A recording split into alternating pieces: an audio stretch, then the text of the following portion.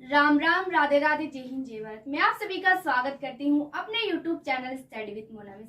जैसा कि हम लोग राजस्थान की प्रजामंडल पढ़ रहे थे, उसमें भी हम लोग अध्यक्ष और जनजागृति का कार्य और स्थापना किसने करी वो देख रहे थे।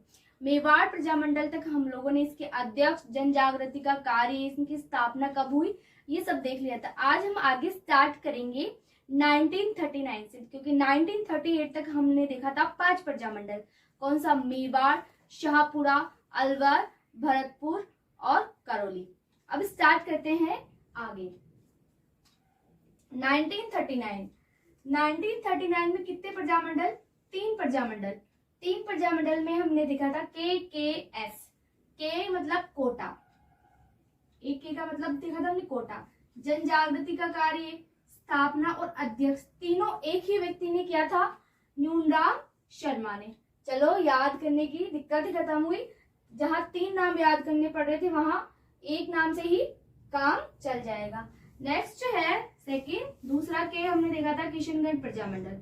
किशनगढ़ प्रजामंडल स्थापना करी थी कांतिलाल चौथानी ने, जिसके अध्यक्ष थे जमाल शाह। अध्यक्ष कौन है इसके? जमाल शाह। नेक्स्ट हमने देखा था KKS। 1939 में हमने देखा था KKS। एस मतलब सिरोही प्रजामंडल। सिरोही प्रजामंडल की स्थापना हुई 1939 में। इसके द्वारा गोकुल भाई भट्ट के द्वारा करी गई थी।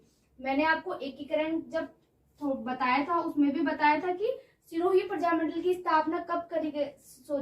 जो सिरोही था उसको कौन से चरण में मिलाया गया था? छठे चरण में। लेकिन कौन से भाग को? आबू देलवाड़ा भाग को छोड़कर।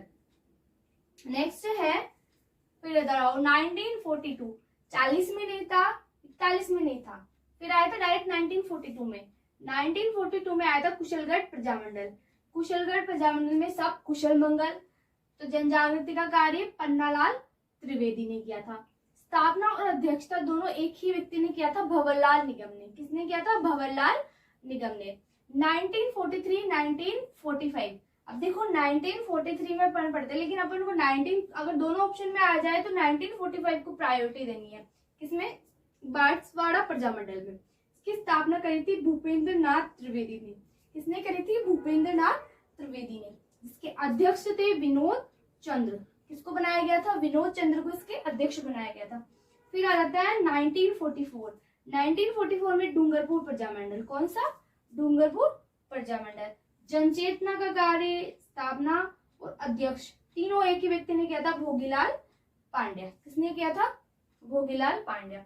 1945 में आता है फिर प्रतापगढ़ प्रजामंडल। प्रतापगढ़ प्रजामंडल की स्थापना करी थी अमृतलाल पायक और चुन्नीलाल। और यहाँ पे जो जनजागृति जनचेतना का कार्य है वो अमृतलाल पायक ने किया था। अध्यक्षता किसने करी थी?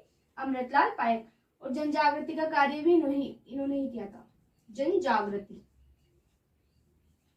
स्थापना फिर आ जाता है 1945 में ही आता है जैसलमेर प्रजामंडल। 1945 में 2 की हुई थी, प्रतापगढ़ और जैसलमेर की। जैसलमेर प्रजामंडल की स्थापना 1945 में, जिसकी अध्यक्षता और स्थापना दोनों किसने करी थी?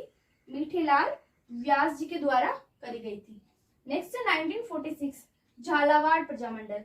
झालावाड़ प्रजामंडल नवीनतम प्रजामंडल है और सबसे अंतिम प्रजामंडल है, जिसकी अध्यक्षता और स्थापना किसने करी थी? मांगीलाल भव्य ने करी थी। तो ये आपके प्रजामंडल के अध्यक्ष, जनजागृति का कार्य और स्थापना किसने करी वो कंप्लीट होते हैं आज की क्लास में। और आई होप आपको अच्छे समझ में आ गया होगा। अगर आपको इसके पहले के प्रजामंडल देखने हैं तो मैं इसके नीचे लिंक डाल दूंगी क्लास की, तो आप वहां जाकर देख लेना। इससे की पहले की क्लास भी देखना, वहां पे मैंने स्थापना बताई है।